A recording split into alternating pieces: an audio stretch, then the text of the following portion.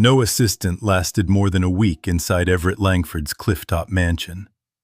Not the certified nurse with 15 years of experience. Not the former military medic who claimed he'd handled worse. Not the 3 private caregivers the agency sent in a single month, each one quitting before the next Monday arrived. Since the yacht accident that left him paralyzed from the waist down, Everett had become something no amount of money could fix. A man determined to destroy every hand that reached out to help him. He threw medication bottles across marble floors. He dismissed staff mid-sentence.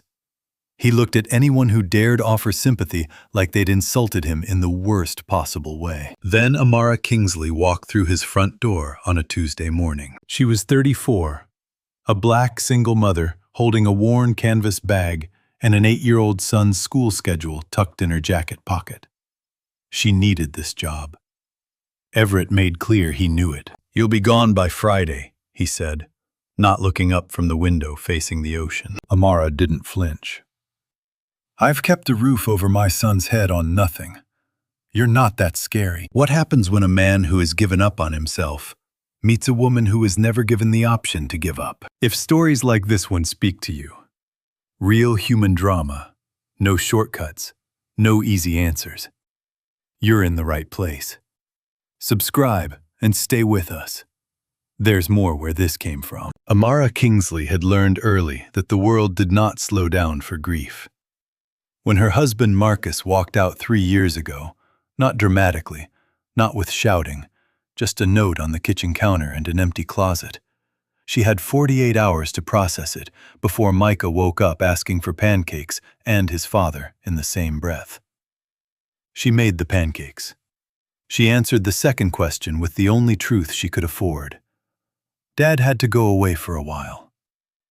Then she got dressed, dropped Micah at school, and took a double shift at the care facility on Hendricks Avenue, because the rent was due in 6 days, and grief was not a valid form of currency. That was the version of Amara Kingsley who showed up at the Langford estate on a Tuesday morning in October. Not broken, not bitter, but worn in the specific way that comes from carrying weight for too long without anyone offering to help hold it. She had worked as a home care aide, a part-time orderly, and a night shift attendant at a memory care unit in the same calendar year. She knew how to manage difficult patients. She knew how to stay calm when someone screamed at her. She knew how to make herself small enough to fit into whatever space a job required. What she had never quite mastered was making herself small enough to disappear entirely. And that, as it turned out, was precisely the problem Everett Langford had with everyone who came before her. The estate sat at the edge of a coastal bluff, all glass and pale stone. The kind of house that looked less like a home and more like a statement. A statement about money, mostly, but also about distance from neighbors, from noise, from anything that might remind the man inside that the rest of the world was still moving. Amara drove through the iron gate and parked in the circular drive, noting the overgrown hedges along the east wall that no one had trimmed in months. A small thing, but small things told you everything about a household. She was met at the door by a property manager named Dale, a quiet man in his 50s, who gave her the kind of look people reserve for someone walking voluntarily into a burning building. "He's in the main sitting room," Dale said, handing her a key card and a printed schedule. "He hasn't eaten since yesterday evening. He knows you're coming, whether that helps or not." He stopped, reconsidered, and simply said, "Good luck." Amara thanked him and went inside. The house was immaculate, in a cold, untouched way. Surfaces clean because no one used them, not because anyone cared. Floor-to-ceiling windows framed the Pacific, gray and restless under an overcast sky. Model sailboats lined the shelves along the hallway, some finished and polished, others half-built, their masts snapped or missing. She noticed them, but kept walking. Everett Langford was parked. That was the only word for it. Near the far window, his wheelchair angled slightly away from the door. as if he'd positioned himself to make it clear he was not waiting for her. He was 40 years old and looked like a man who had once been impressive, broad-shouldered, square-jawed, with the kind of face that had probably commanded rooms without effort. Now he carried his good looks like a grievance, something left over from a life he no longer claimed. He did not turn around when she entered. "You're 3 minutes late," he said. "Traffic on the coast road," Amara replied, setting her bag down on the entry table. "I'll account for it tomorrow." "There won't be a tomorrow. They never make it to tomorrow." "Then I'll be the first." That made him turn. He studied her, the way someone studies a lock they're planning to pick, looking for the weakness, the place to apply pressure. His eyes moved from her face to her jacket, a navy canvas coat with a frayed cuff on the left sleeve. "That's an interesting choice of jacket for a professional visit," he said. "It's warm and it's clean," Amara said. "I don't buy new things I don't need." "Because you can't afford to." "Because I choose not to." She held his gaze. "You want to keep going, or do you want me to start on your morning medications?" Something flickered in his expression. Not respect, not quite, but the brief recalibration of someone who expected a different reaction and didn't get it. He turned back toward the window. "The medications are on the kitchen counter," he said. "The instructions are self-explanatory. Try not to mix up the evening doses again like the last one did. It set me back 4 days." "I'll read the labels," Amara said. She found the medications, reviewed each one carefully, and returned with them arranged on a small tray. She set the tray on the side table to Everett's left, within his reach, positioned so he could take them independently if he chose to. He looked at the tray. Then with one sharp motion, he knocked it to the floor. The bottles scattered across the hardwood, rolling toward the baseboard. One tablet skidded beneath the radiator. Amara stood very still. "It was 2 centimeters off," Everett said, his voice flat. "I told the last one the same thing. Precision matters." She crouched down and began picking up the bottles, one by one. She checked each label against the printed schedule. She retrieved the tablet from beneath the radiator with a cloth from her pocket. She did not rush. When she had collected everything, she stood, set the tray back down, this time centered with surgical exactness, and looked at him directly. "You can be richer than me," she said. "You can be in more pain than me. You can be angrier than me. But you don't get to treat another person like a surface you throw things at. That's not part of what I agreed to." The silence that followed was different from the silences Everett usually manufactured. Those were weapons designed to make people uncomfortable, to fill with apology and scrambling. This one was different because Amara was not uncomfortable. She was simply waiting. "You should go," he said finally. "I'll go at 5 o'clock, she said. "Same time as the schedule Dale gave me. Is there anything else you need before I start on breakfast? Or would you prefer to sit here practicing being difficult?" Everett stared at her for a long moment. Then he turned back to the window. "Eggs," he said. "Scrambled, not runny." She made the eggs. By the end of that first day, Amara understood the specific shape of the problem. Everett Langford did not need a caregiver in the way his medical file described. His physical requirements were manageable: medication schedule-assisted stretching, coordination with his physical therapist on Tuesday and Thursday mornings, basic household support. What he actually needed, and what no amount of professional training could fully prepare someone for, was to be in the presence of a person he could not destroy. He had turned destruction into a coping mechanism. Every cruelty was a test.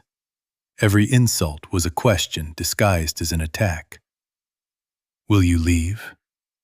Will you stay only because you're paid to? Will you look at me the way they all look at me? With that particular mixture of pity and discomfort that reminds me every single day of what I've lost. He had fired 23 people in 6 months. The one who lasted longest, 6 days, had cried quietly in the hallway outside his room, not knowing he could hear her. He had ended her employment that same afternoon. Amara, standing in the kitchen, washing the breakfast dishes, recognized the pattern from a different direction. She had spent years in rooms where her presence was tolerated rather than welcomed. She knew what it felt like to be assessed before you spoke, to have people decide who you were based on what they needed you to be. She did not have the luxury of letting that kind of thing undo her. She had a son. She had a lease renewal coming in 60 days. She had a very clear sense of what mattered and what was just noise. Everett Langford's cruelty was noise. Loud noise, expensive noise, noise with a waterfront view, but noise. Before she left at 5, she knocked on the door of his sitting room. "I'll be here at 8 tomorrow," she said. "I'd like you to have a list ready of how you prefer things done. Medications, meals, the therapy schedule. It'll save us both time if we're working from the same page." He didn't respond. "I'll take the silence as a yes," she said, and left. She drove back to the apartment on Culver Street, picked up Micah from the neighbor who watched him after school, made dinner, helped with homework, and got him to bed by 8:30. After he was asleep, she sat at the kitchen table with her notebook and wrote down everything she'd observed that day. Threw medication to provoke reaction, testing whether I'll walk. Ate full breakfast without comment he was hungry. Sat by the window for 4 hours. Hasn't touched the model boats on the hall shelf, dust on the half-finished ones. Physical therapist note says he's been canceling sessions. She underlined the last line. Then she wrote, "He doesn't think he's worth fixing. That's the real problem." She closed the notebook, checked the door lock twice, old habit, and went to sleep.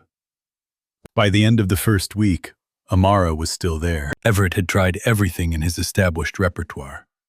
He made unreasonable demands at inconvenient times. He was deliberately dismissive during the physical therapy sessions she coordinated, refusing to engage with the therapist's instructions and then blaming Amara for the wasted appointment. He told her on Wednesday afternoon that she dressed like someone who shopped at gas stations. She told him she shopped wherever the prices were reasonable and asked whether he wanted the chicken or the pasta for dinner. On Thursday, he said that single mothers who took desperate jobs were the easiest to exploit because they had no leverage. Amara set down the water glass she was carrying and looked at him with an expression he hadn't encountered before. Not anger, not hurt, just a clear-eyed assessment, like a carpenter looking at a warped board. "You say things like that to see if I'll react," she said.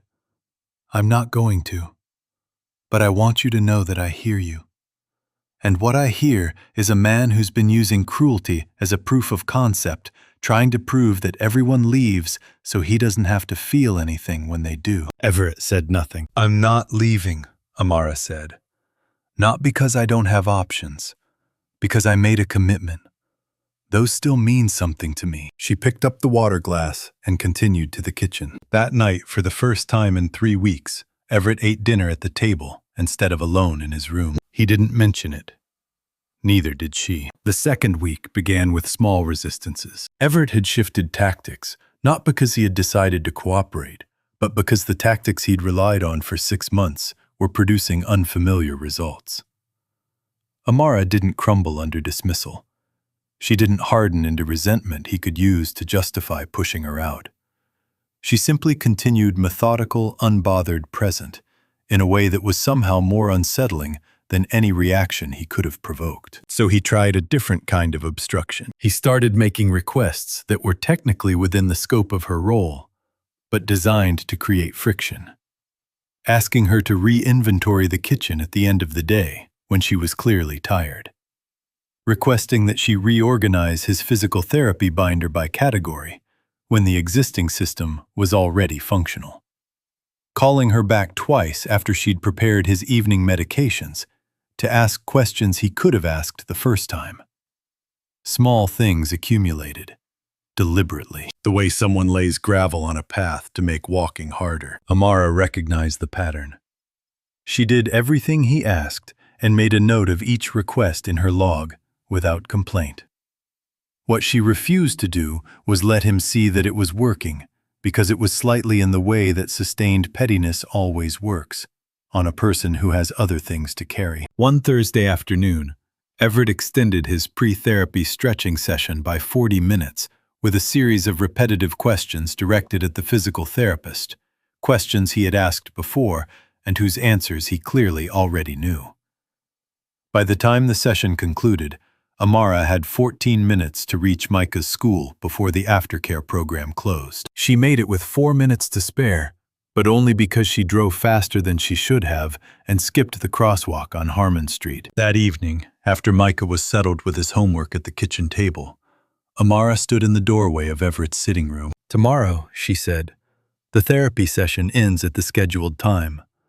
If there are questions that run over, I'll leave a notepad so you can write them down and ask the therapist next time." "You have somewhere to be?" Everett said with a particular inflection that made it sound like a weakness. "I have a son to pick up. Yes, that's a liability in this kind of work." "It's my life," she said. "The work fits around it, not the other way around. That's something I should have been clearer about on day one, and I'm being clear about it now." He looked at her with the expression she had come to recognize, the one where he was recalculating, looking for the new angle. "You're not like the others," he said. Not warmly, more like a man identifying an unfamiliar variable in an equation. "No," she agreed, and went to finish the dinner dishes. The change, when it came, arrived in the form of an 8-year-old boy who had no concept of Everett Langford's reputation. Micah's school closed without warning on a Wednesday. A burst pipe in the main building that sent 3 grades home by 10 in the morning.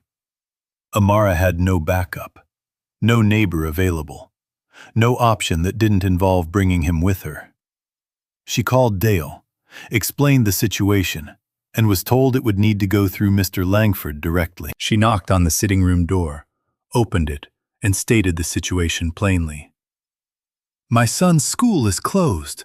I have no one to watch him today. I can bring him and keep him quiet in the kitchen, or I can take the day off and arrange coverage, but that means no one here until tomorrow morning." Everett was quiet for a moment. "How old?" 8. "Children are disruptive. Micah isn't. But if it's a problem, tell me now so I can make other arrangements." Another pause. "Bring him," Everett said in the tone of someone granting a concession they resented. Micah Kingsley was a compact, serious child who observed things carefully before he spoke about them. He had his mother's steadiness and none of the wariness that adults sometimes developed around wealthy or intimidating people, because he did not yet have the category for either.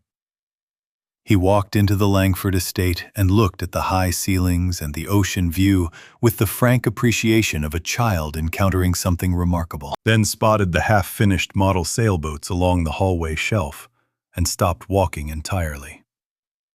"Mom," he said, pointing. "Those are ships." "Boats," Amara said. "Come on." "The tall ones are ships," Micah said seriously, and followed her to the kitchen. He sat at the kitchen table with his backpack, did his reading assignment, ate the sandwich Amara made him, and asked twice if he could use the bathroom. For the first 2 hours, Everett remained in the sitting room, and Micah remained in the kitchen, and the house held its usual silence. Then Micah appeared in the sitting room doorway. Amara was in the adjacent hallway and saw it happen. She moved to intercept, but something made her pause. Micah stood in the doorway looking at Everett in the wheelchair with the direct, uncomplicated curiosity of a child who had not yet learned that curiosity could be rude. He looked at the chair, then at the window, then at the shelves near the far wall where more model boats were arranged. These ones finished, some of them detailed and beautiful, but all of them turned slightly inward, away from the view. "You like boats," Micah said. "I did," Everett said without inflection. Micah considered this. He walked to the shelf along the near wall and picked up a small modelless sloop with a snapped mast, the broken piece still sitting in the hull where it had fallen. He turned it over carefully in both hands. "This one's broken," he said. "Yes. But it's still mostly good." He looked up. "Did you try to fix it?" Everett looked at the model. No. How come? Everett didn't answer. Micah set the model down on the side table near Everett's chair rather than returning it to the shelf. My mom fixes things, he said. She fixed our radiator with a wrench and a YouTube video. She said most things that look broken just need the right person to look at them right. He glanced at the ocean through the window, then back at Everett. Did you used to go out there on a real boat? A long pause. Yes. Was it good? Everett looked at the boy. There was nothing in the child's face that resembled pity. There was no awareness of the weight of the question. No calculation behind it. Just a child asking because he wanted to know. It was the best thing I knew, Everett said. His voice was different, quieter, like something that had been held under pressure and was releasing a fraction. Micah picked up the broken sloop again. Can I see how it's supposed to look if I held the mast up here? He pressed the broken piece gently into its fitting. The mast stood crooked but upright. See? It just needs glue. He held it out to Everett. Everett took it. He turned it in his hands with the slow focus of someone who had not concentrated on anything this small in a very long time. There should be a repair kit in the second drawer of the cabinet behind you, he said after a moment. Micah turned and opened the drawer. He found the kit small tubes of marine adhesive, fine brushes, a folded cloth. He set it on the table. They worked on the mast together for the next 35 minutes. Everett directed. Micah applied. Neither of them talked much, but the silence was the kind that is full rather than empty. Amara stood in the hallway the whole time. She didn't intervene. Something shifted after that afternoon.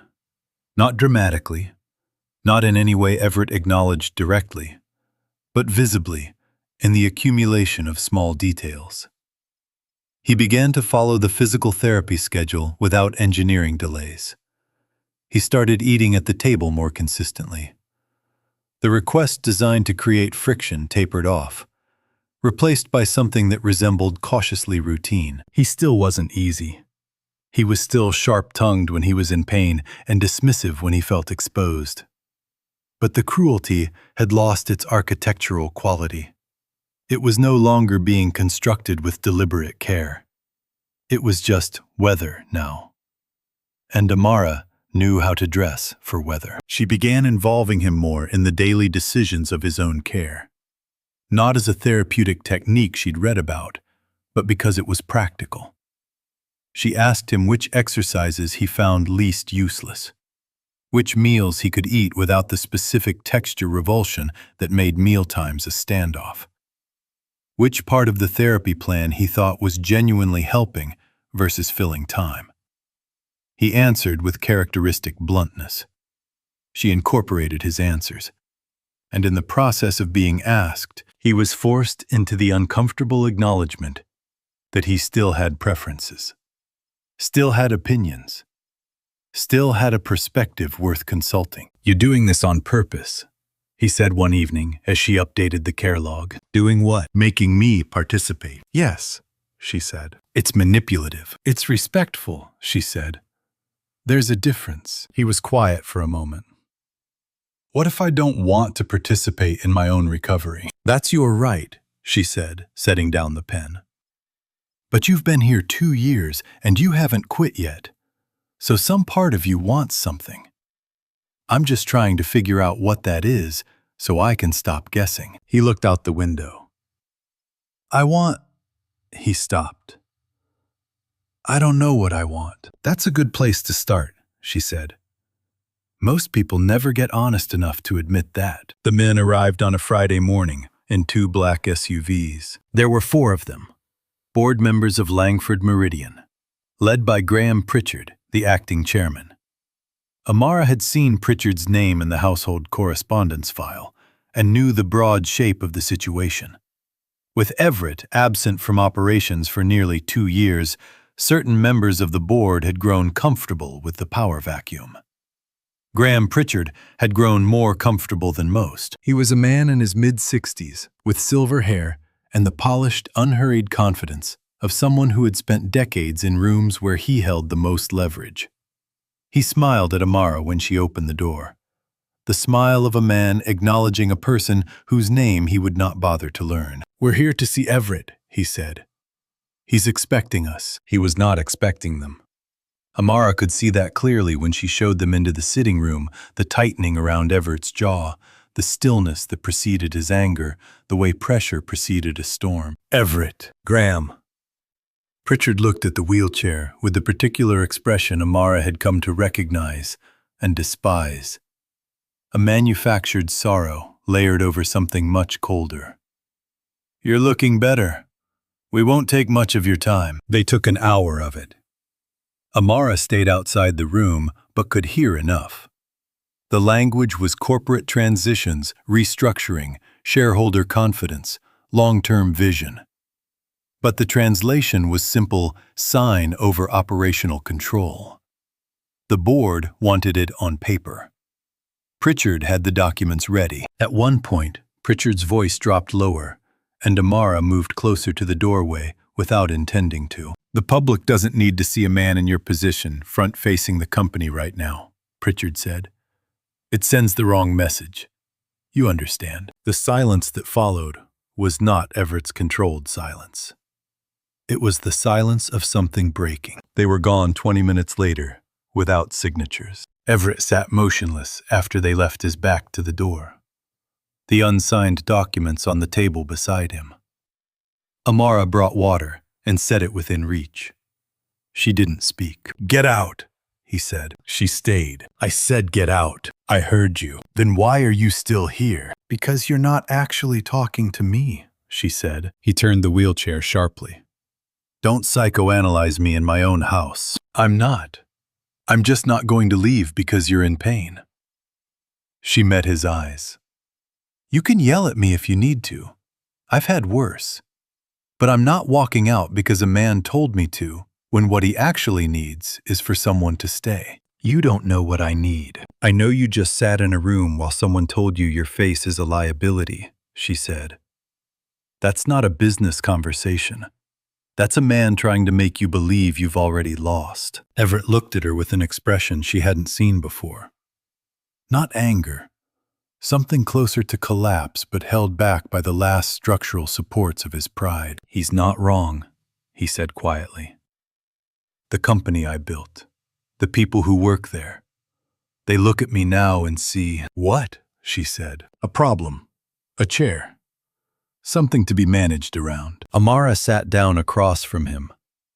Not in the careful way staff sat, but the way a person sat when they intended to be heard. "You want to know what I look like to certain people," she said. "I walk into a job interview and they see a black single mother, and they're already calculating risk before I've said a word. I've been turned down for apartments because the landlord had concerns about stability. I've had employers ask me in the actual interview who was going to watch my son if I had to stay late." She paused. "You think you're the only person in this room who gets looked at and seen as a problem first and a person second?" Everett was very still. "I'm not comparing our situations," she said. "I'm saying the thing Pritchard did to you, reducing you to what you can't do, using it to take something from you. I know what that feels like. And I know it is a lie people tell because it's useful to them." She stood. "You built that company," she said. "You're still the person who built it. A chair doesn't change that, unless you decide it does." She left the room. That evening, Everett ate dinner without being called twice. And the next morning, for the first time in 4 months, he asked the physical therapist to run the full session. It was 3 weeks later that everything came apart. The school called with a half day, and Amara brought Micah to the estate again. It had become an occasional arrangement that everyone navigated around without discussion. Micah had taken to sitting with Everett in the late afternoons while the mast repair had expanded into a larger project. 3 boats now arranged on the work table. Everett had asked Dale to set up near the window. Amara was in the kitchen when she heard voices near the front hall. She recognized Graham Pritchard's. He had arrived unannounced, something he apparently felt was still within his authority, and found Micah in the hallway, looking at the boat shelf. She moved toward the hall, but not quickly enough. "Who are you?" Pritchard asked Micah, with the particular disinterest of a man who considers children irrelevant. "Micah," he said. "My mom works here." Pritchard looked at him for a moment. Then, not quietly enough, he turned to the assistant who had come with him and said something low and dismissive. The kind of remark that treats a child as scenery and his mother as staff who had overstepped. She saw it on her son's face when she came around the corner.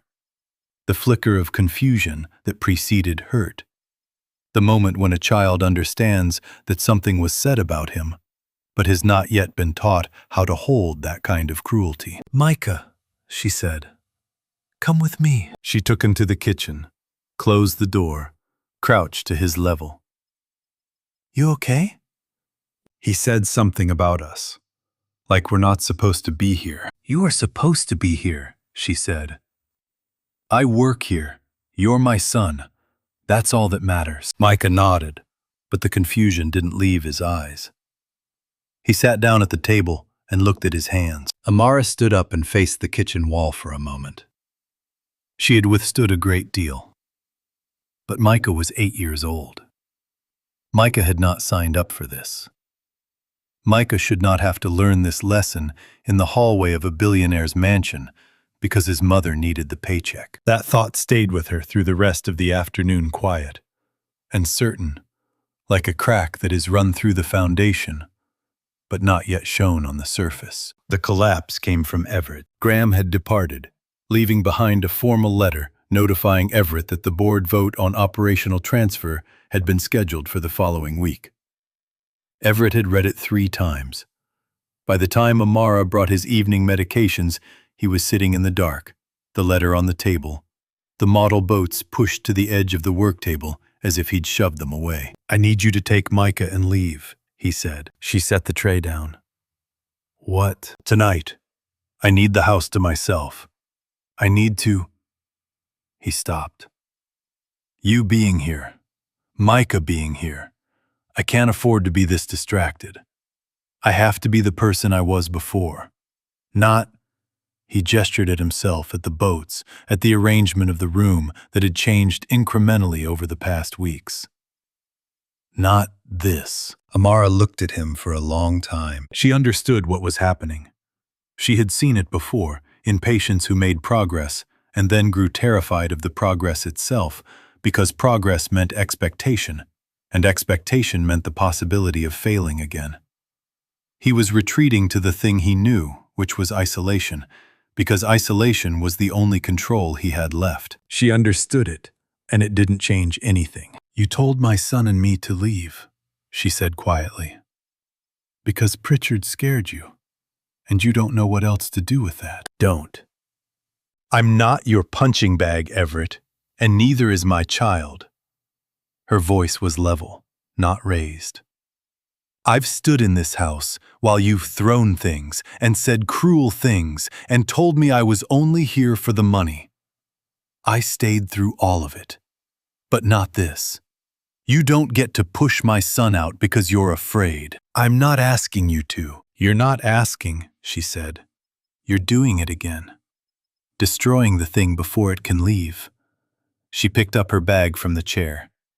"I'll come back when you're ready to be honest about what you're actually afraid of. Until then, I'll let Dale know you need coverage." She went to the kitchen, gathered Micah's things, and took her son's hand. "We're going home," she said. "Is everything okay?" Micah asked. "It will be," she said.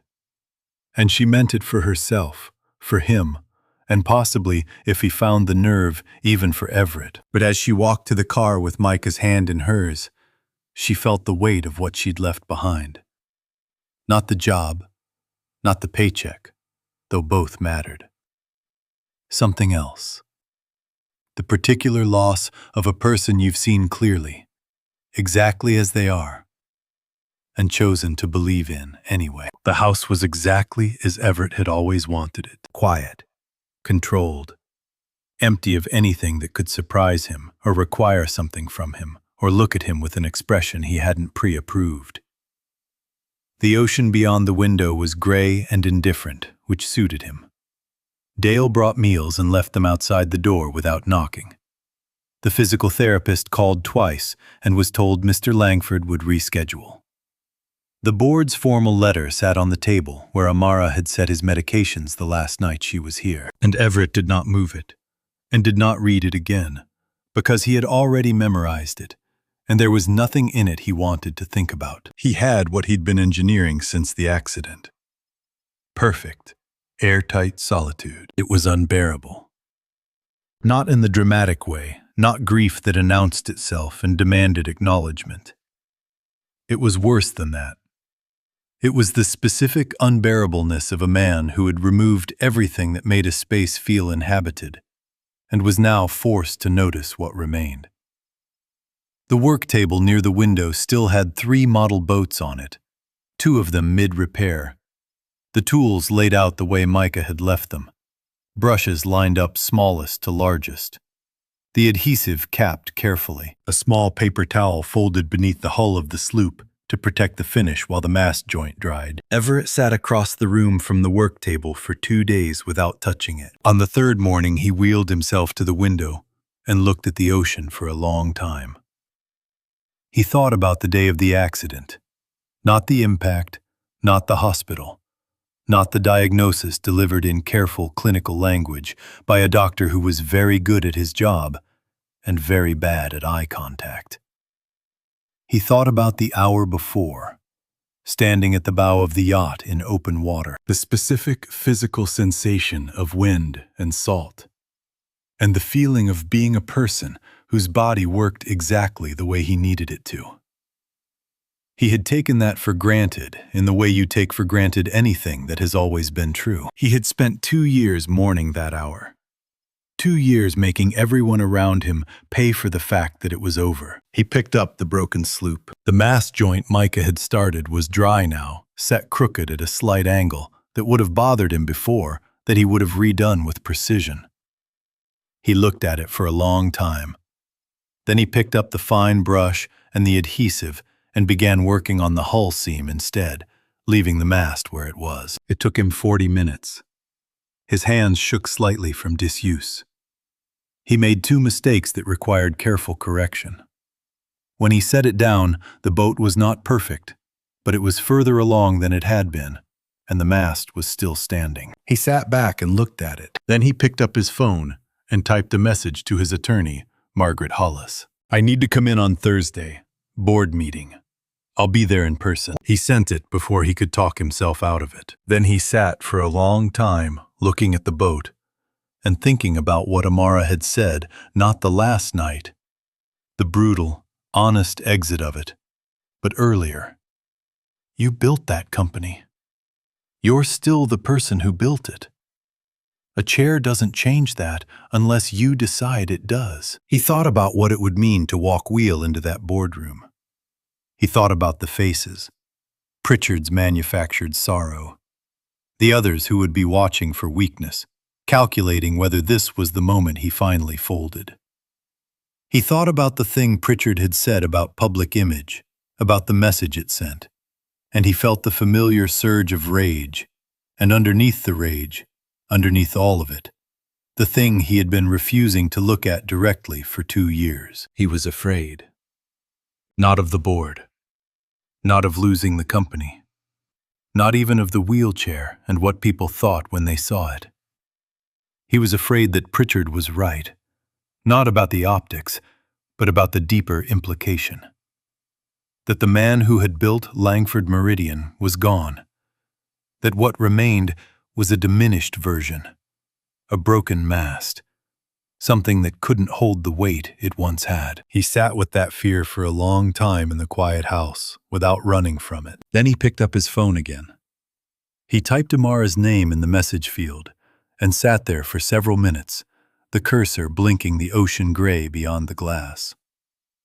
He thought about Micah's face when he'd told them to leave. He thought about what Amara had said. "You're doing it again. Destroying the thing before it can leave." He had been doing it his whole life, long before the accident. The accident had just given him better material. He typed 3 lines and pressed send, not knowing whether she would read it, not knowing whether it was enough, knowing only that not sending it was the thing he had always done, and he was tired of doing the thing he had always done. Thursday morning came faster than he was ready for. Margaret Hollis had confirmed the meeting.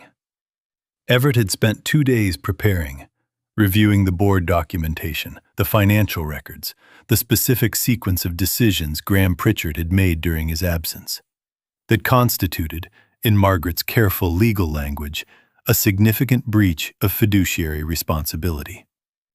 The evidence was clean. The case was strong. On paper, Everett had everything he needed. He did not sleep the night before. At 7 a.m, Dale drove him to the Langford Meridian Tower in the city.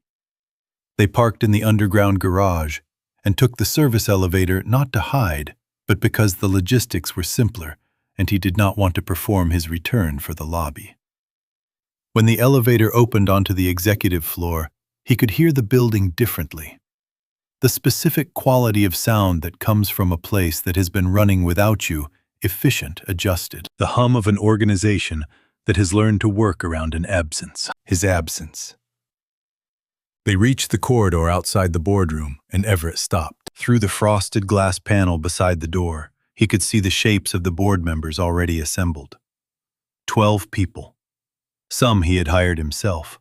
Some had been there before him. All of them were waiting to see which version of him walk through that door. The diminished one? The one Pritchard had been quietly narrating to them for 2 years.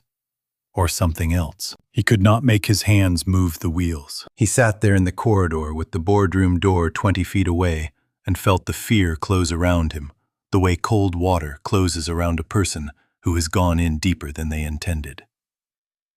The rational part of his mind ran through the argument, the evidence, the plan, Margaret's strategy, the specific votes he had secured. He knew the math. He knew he had the numbers if he walked in. If he walked in. Everett. He turned. Amara was standing at the end of the corridor. Micah was beside her, his backpack still on, as if they had come directly from school drop-off or had been on their way somewhere else entirely and had taken a detour that led here. She was not dressed for a corporate floor. Her navy canvas jacket, the one with the frayed cuff he had insulted on her first day. The one she wore because it was warm and clean, and she bought what she needed and nothing she didn't. He stared at her. "What are you doing here?" he said. Not a question, more like a man trying to locate himself. "Micah had something to tell you," she said. Her voice was even the way it always was. Not warm, yet not cold. Honest. Micah stepped forward. He was holding his phone, and he turned it so Everett could see the screen. The message Everett had sent 2 nights ago. 3 lines. "I was wrong to say what I said. To you and to Micah. I don't know how to fix it, but I know I was wrong." Everett looked at the screen. Then he looked at Amara. "You came," he said. "We came," she said. "That doesn't mean everything is resolved. It means we showed up, same as you." She looked at the boardroom door. "Are you going in?" "I don't know." Micah looked up at him. "You told me the boat with the crooked mast still floats," he said. "You said we just needed to see if the hull was solid." Everett looked at the boy for a long moment. There was nothing performed about it. Micah was not trying to give a speech or repair anything. He was just saying what he remembered. The way children report back the things adults say when they think no one is really listening. "The hull is solid," Everett said quietly, more to himself than to either of them. He put his hands on the wheels. "Stay," he said to Amara. "If you're willing. I'm not asking you to come in. Just—" He stopped. "Don't be gone when I come out." She looked at him for a moment. Then she sat down on the bench along the corridor wall, set her bag beside her, and nodded once. Micah sat down next to her and opened his backpack. Everett turned to the boardroom door. He was in the room for 2 hours and 11 minutes. Amara did not pace. She sat on the bench and helped Micah with a worksheet on state capitals that was due Friday, and drank the coffee Dale brought up from the lobby without being asked. and did not think about what was happening behind the frosted glass, because she had made a decision in the car on the way here, and she intended to hold it. The decision was this. She was not here to rescue Everett Langford. She was not here because she had forgiven everything, or because the job was still hers, or because she had any certainty about what came next. She was here because she had looked at that message on her phone at 11 o'clock at night and recognized the specific sound of a person who was telling the truth and terrified of it. And she had decided that was worth showing up for. Not fixing. Showing up. Those were different things, and she had spent enough of her life confusing them. When the boardroom door opened, Everett came through it with Margaret Hollis behind him, and the particular expression of a man who has just finished something that cost him something real. He looked exhausted and clear-eyed, and considerably more present than he had looked in the corridor 2 hours ago. He wheeled to where Amara and Micah were sitting. "Graham is out," he said. The vote was 8-4. The transfer documents had been voided. He paused. "I announced the new development initiative, Technology for Accessibility and Adaptive Systems. It'll take about 18 months to restructure the division." Another pause. "I told them I'd be present for the transition. In person." Amara looked at him. "How do you feel?" "Terrified," he said. "And like I might be able to eat something for once." Micah looked up from his worksheet. "Is it over?" "One part of it," Everett said. Then he looked at Amara, and the boardroom efficiency dropped out of his voice entirely, leaving something unguarded and uncertain and real. "I need to say what I said in the message properly," he said. "Not accidentally." He looked at Micah. "I said things that made you feel like you weren't supposed to be somewhere you had every right to be. That was wrong. You didn't do anything to deserve that, and I'm sorry." Micah considered this with the seriousness he brought to most things. "Okay," he said. Then, "Did you bring the boat?" A beat. Despite himself, Everett almost smiled. "It's at the house. We should finish the second one," Micah said, and went back to his worksheet. Everett turned to Amara. She was watching him with an expression that gave him nothing. For free, not absolution, not reassurance, not the easy warmth that would have let him off the hook.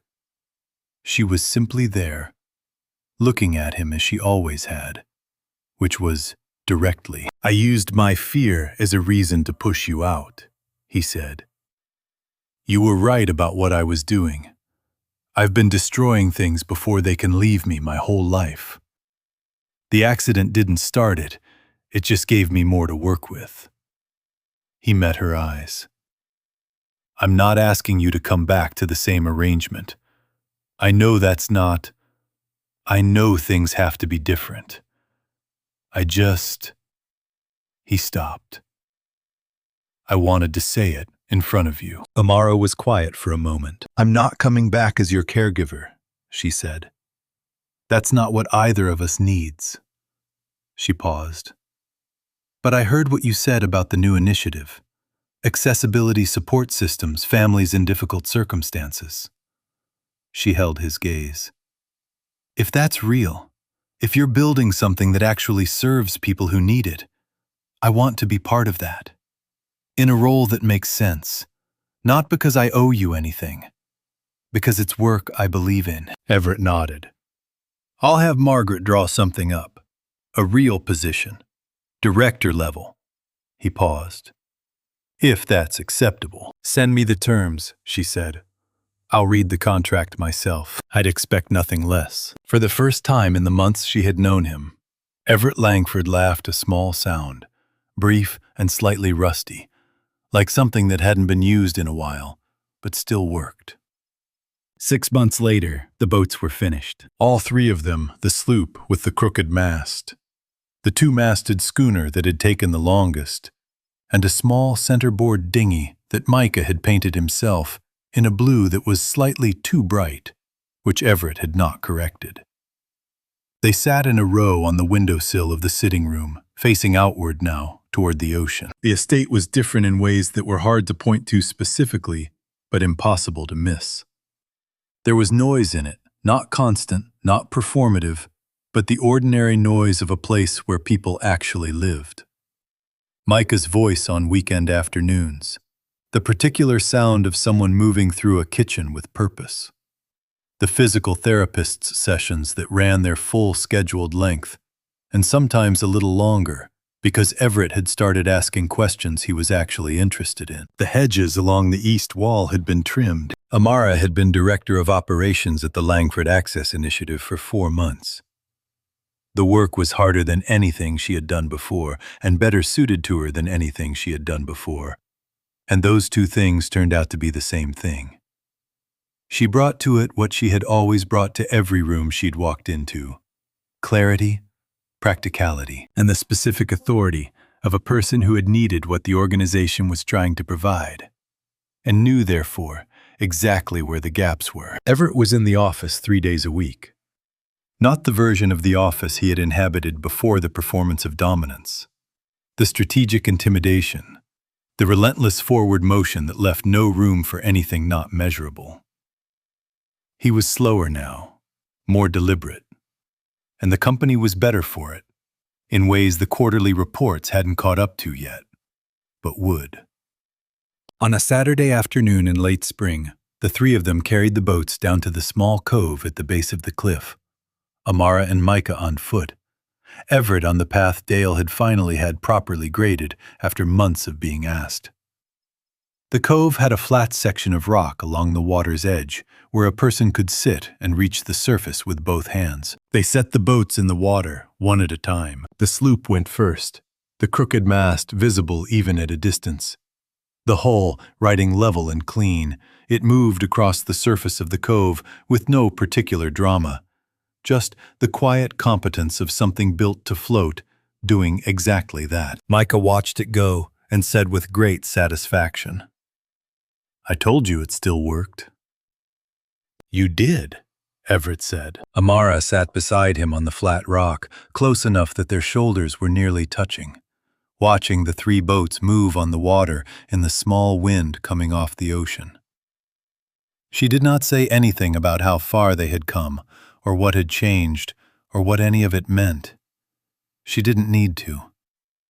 The afternoon light was on the water, and the boats were sailing, and Micah was chasing them along the rock edge with his shoes getting wet, and all of it was ordinary and specific and real. Everett watched the sloop tack slowly in the wind, and thought about the man who had stood at the bow of a yacht and taken everything for granted. He did not miss that man particularly. He did not have a clean word for what he was now instead, still broken in some ways, still learning in others. Afraid sometimes, and honest about it, in a way the old version never had been. The sloop completed its slow turn and moved back toward them. He reached out and took Amara's hand. She let him. The boats kept sailing. Healing isn't the erasure of damage. It's the decision to keep moving despite it, to stop running from the people who see you clearly, and to stop destroying the good things before they have a chance to stay. If this story stayed with you, share it with someone who needs it today. And if you haven't already, subscribe. Every story we tell is about ordinary people finding the courage to be honest, to stay, and to begin again. We'd love for you to be part of that.